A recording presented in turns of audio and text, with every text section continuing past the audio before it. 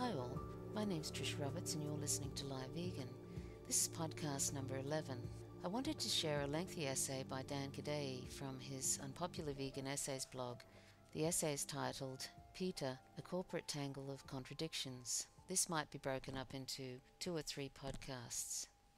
In the media and the minds of most people, People for the Ethical Treatment of Animals, PETA, is the corporate embodiment of, quote, animal rights, end quote. In some respects, this common belief in the connection between, quote, animal rights, end quote, and PETA is understandable.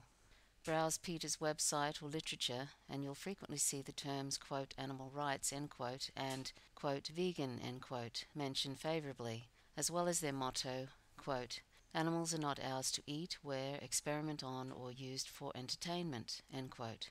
Indeed, PETA wants to be thought of as the largest and best-known, quote, animal rights, end quote, organization in the world, and they have the resources relative to other individuals and organizations involved in animal advocacy, in brackets, approximately 34 million in annual revenues, end brackets, to keep the impression strong in public discourse and the media.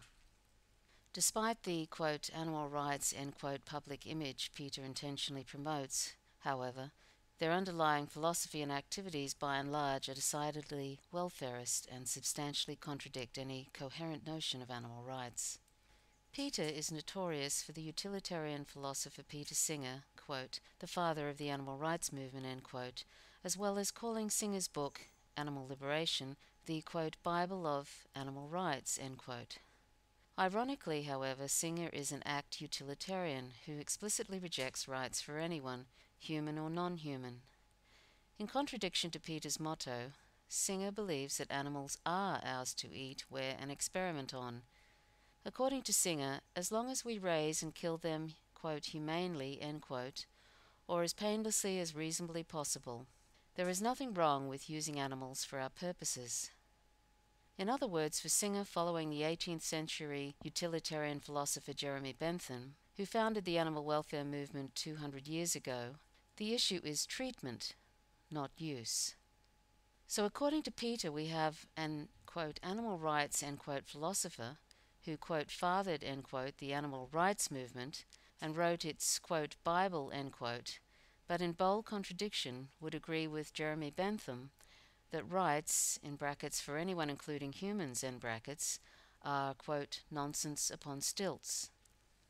Why does PETA, whose motto claims that animals are not ours and presents itself as an, quote, animal rights, end quote, organization, promote a philosopher who rejects animal rights and strongly believes that it is morally permissible to exploit animals? This is the core contradiction that lays the foundation for most of the other contradictions that we will explore in this essay.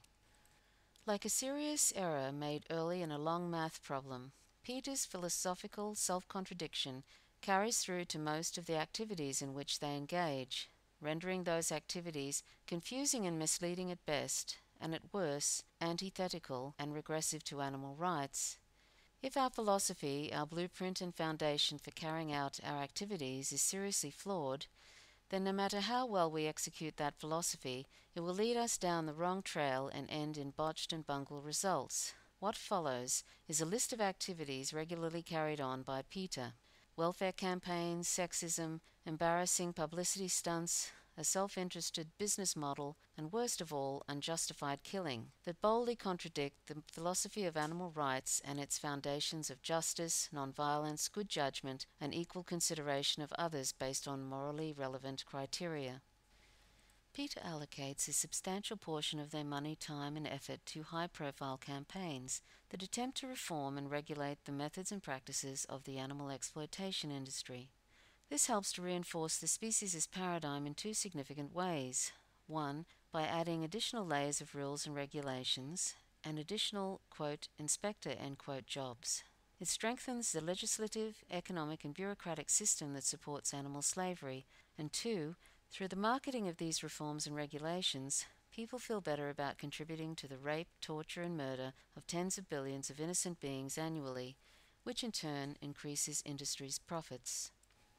The welfare campaigns are consistent with Peter Singer's speciesist utilitarian philosophy, but contradict any meaningful concept of animal rights.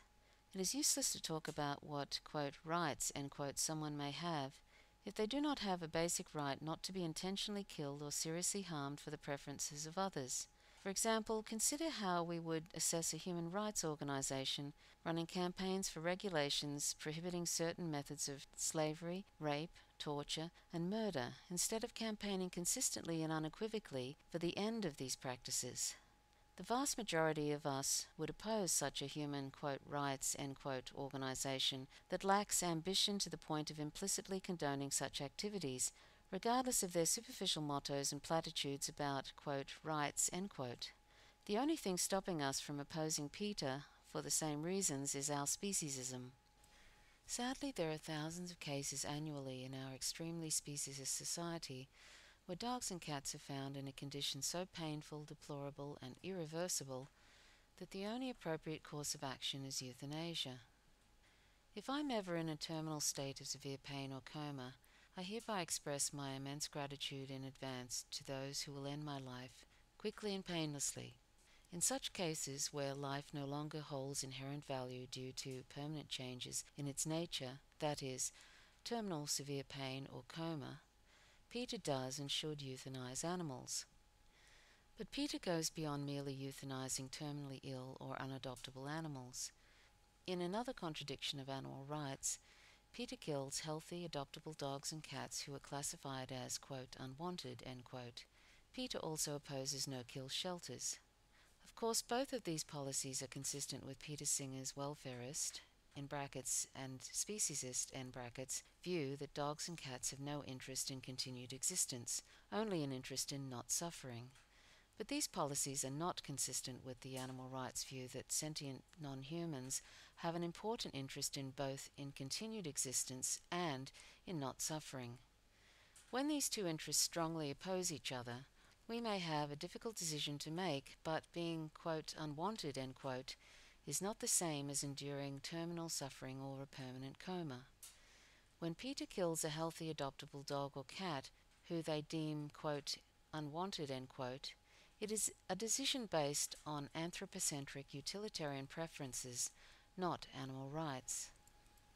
Again, the vast majority of us would strongly oppose a human rights organization condoning and even engaging in the mass killing of human refugees, and attempting to justify such actions by pointing to the problem of overpopulation and the potential suffering of the refugees if we don't kill them.